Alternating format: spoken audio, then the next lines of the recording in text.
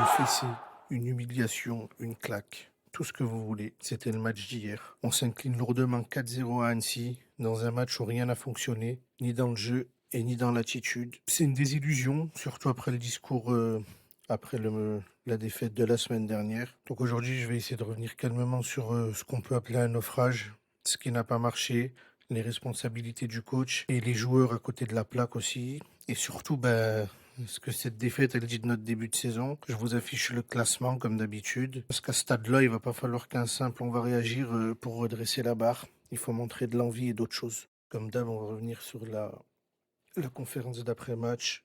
Un petit résumé, après je vais donner mon avis. Et après on va revenir sur certains joueurs. Donc Orneland, il a été assez sévère avec l'équipe et avec lui, c'est ça que j'aime bien. Maintenant, à voir si il va mettre ses mots à exécution. Donc, il parle qu'on n'était pas prêt pour ce match, hein, je parle pour le match Annecy, il explique qu'on n'était pas prêt. On n'a pas de confiance, pas d'attitude. Et il a la honte, en fait. Il a la honte et il s'estime responsable du niveau affiché. C'est normal, c'est l'entraîneur, mais après, il y a certains joueurs aussi, il va falloir commencer à parler d'eux. Ensuite, il a reconnu qu'on était trop prévisible dans le jeu, ce qu'on dit. Mais en fait, pour moi, ce qu'il dit, c'est bien, mais il se contredit en faisant rien. Donc, les adversaires ont compris notre manière de jouer, on n'arrive plus à surprendre personne. C'est les mêmes compos, en fait. Voilà, après le match de la semaine dernière, on savait la compo qu'il allait avoir. Donc, je pense que les entraîneurs, bon, à un moment donné, ils sont pas bêtes, hein. Ah, bon, ensuite, il dit que c'est pas le plan de jeu le problème, mais l'exécution. Bon, le plan de jeu, il est assez problématique quand même. Pas d'intensité, pas d'engagement, et ben forcément, on le paye cash. À un moment donné, il faut tenter des trucs. Tu veux de l'engagement, tu as des joueurs sur le banc qui ont faim de jouer, fais-les jouer. Peut-être que tu auras plus d'engagement. Voilà. Enfin, il a pris ses responsabilités. Il rejette pas la faute sur les joueurs, même s'il devrait pour moi. Mais il doit réussir à redonner de l'envie et de la confiance à tout le groupe. Oui, on rejoue mardi, faut pas l'oublier. Il parle de la pression de contexte difficile. Non, c'est faux. Voilà, c'est faux. Le contexte, il est pas difficile en fait. T'es favori. T'es favori. T'as juste à coacher. C'est tout en fait. Et il assume sur le fait que c'est à lui de trouver les solutions. Pour revenir sur ce qu'il dit, dans le discours, il est régulier, il est droit. Voilà. Il n'est pas à côté de la plaque comme certains entraîneurs. Mais maintenant, il y a le discours et les actes en fait. Et quand on repart avec le même 4-3-3 que la semaine dernière, à part Batoubin Sika dans l'axe, bah oui, mais le coach de Annecy, il a rien à faire en fait de sa semaine. Il a juste à préparer son match en fonction de lui, en fonction de ses joueurs, en fait. Parce qu'il sait que on va faire la passe à 10 et c'est tout, en fait. Et qu'on va marcher. Les mecs marchent, certains se cachent. Défensivement, on n'est plus aussi fort, ça peut arriver dans une saison. Mais encore une fois, ce qu'on montre, c'est catastrophique, en fait. C'est catastrophique pour une équipe comme la nôtre qui se prétend favori, qui a eu un très très gros mercato, qui a des joueurs, encore une fois, Stassin, Davitashvili, Jabert, c'est des joueurs, voilà, ils peuvent être sur le banc de la Ligue 1 et même titulaires en Ligue 1, certains. Il veut pas charger les joueurs, mais il y a un moment, il faut leur mettre devant leurs responsabilités. Voilà, on va pas les reprendre tous un par un, mais Stassin, il y a du bien, mais faut travailler la finition. Davitashvili, il y a des matchs, il disparaît. Boakier doit retourner sur le banc. Il fait un très bon début de saison, mais on est bientôt au mois de novembre, le début de saison il est fini. Le milieu de terrain, Miladinovic, je l'aime bien, mais pas en titulaire. C'est pas un titulaire d'un club qui joue la montée en Ligue 1, en fait. C'est clairement pas un titulaire. Et encore une fois, on va revenir sur le problème du mercato, à cirer les pompes de Pierre et quoi, à partir au bras de fer avec lui, au lieu de le laisser partir et d'acheter deux milieux supplémentaires. Et ensuite, la défense, qu'est-ce que vous voulez que je vous dise?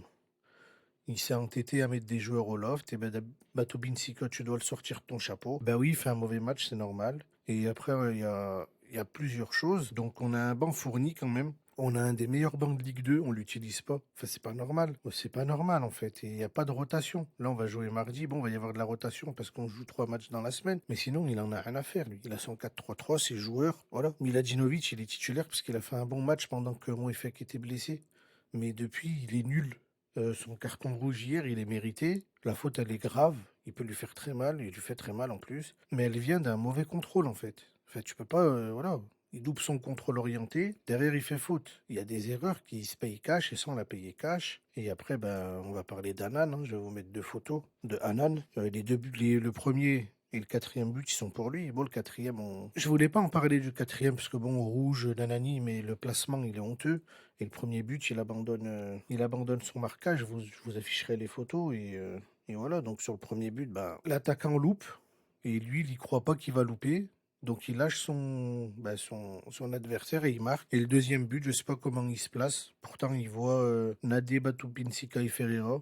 Il voit comment ils sont alignés, mais il décide de rester bas, je sais pas pourquoi. Et voilà, moi on veut du changement, les gars. On est tous, euh, on est tous pour l'AICS. On veut du changement, on veut du renouveau. On veut pas gagner tous les matchs. C'est utopique de gagner tous les matchs. On veut jouer au foot. En Ligue 1, ils jouaient au foot, je comprends pas. En Ligue 1, ça jouait. Et là, plus rien. Qui nous parlent, qui nous disent clairement qu'il y a certains joueurs, ils les aiment pas, et puis voilà. Cardona, on en a besoin de lui, non? Enfin, je pense. Cardona, Stassin, Davidashvili, ça peut avoir de la gueule. Hold, il a faim. Je pense que Dufus, tu le mets titulaire, il a faim. Il y a des jeunes, ils ont... Enfin, voilà, il y a un groupe. Il y a un groupe. On a un bon groupe. On a des jeunes, on a de l'expérience, on a un très bon groupe. Mais ils l'utilisent à 20%. Qui veut rester en 4-3-3, encore une fois, je m'en fiche. Mais qui s'adapte pas pendant les matchs, ça c'est dur. Parce que là, les premiers changements, ils arrivent à la 75e. Je sais pas, apporte du sang frais à la mi-temps, allez. Tu vois bien que Davidashvili, il marche. Boakier, il fait un mauvais match, Boakier. Pourquoi il débute la seconde mi-temps alors que tu as un Cardona? Cardona, c'est quelqu'un qui fait énormément d'efforts. Donc quand tu prends un carton rouge, un mec comme Cardona, c'est incroyable de l'avoir dans ton effectif. Donc voilà, maintenant mardi, 20h30, on reçoit Pau. Très très gros match. Et derrière, on va enchaîner A3 et au Red Star. Donc là, si on y va comme ça, on va faire 0. C'est là qu'on va voir si on est une grande équipe. Je parle pas de club, je parle d'équipe. Et si les joueurs, ils ont le mental, on fait 9 sur 9. Parce qu'on est capable de faire 9 sur 9. Mais il faut juste retravailler les choses et être un peu imprévisible. Parce que là, on est trop prévisible sur comment on joue nos matchs. Donc voilà, j'ai attendu le lendemain. D'habitude, je tourne la vidéo le soir. Mais là, j'ai attendu le lendemain parce qu'à chaud, j'aurais pas eu les idées claires. Donc j'ai préféré attendre d'être posé. Donc voilà, dites-moi ce que vous en avez pensé, vous, du match. J'ai pas aimé ce que j'ai vu. J'ai bien aimé la conférence d'après-match d'Orneland. Maintenant, il faut qu'il mette ses paroles à exécution et on verra bien. En attendant, moi je vous dis demain pour l'avant-match contre, contre Pau à domicile. J'espère qu'on va pas faire 3 défaites de suite à Geoffroy Guichard, ça me dérangerait énormément. En attendant, bon dimanche, prenez soin de vous. Ciao ciao.